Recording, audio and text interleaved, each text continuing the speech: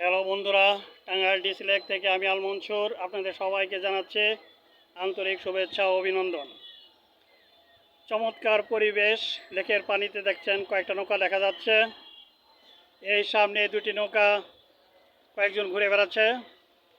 চারপাশটা বেশ সবুজের সমারোহ, চমৎকার পরিবেশ, পুরপুরে বাতাস বইছে, চারপাশটা খুব সুন্দর লাগছে।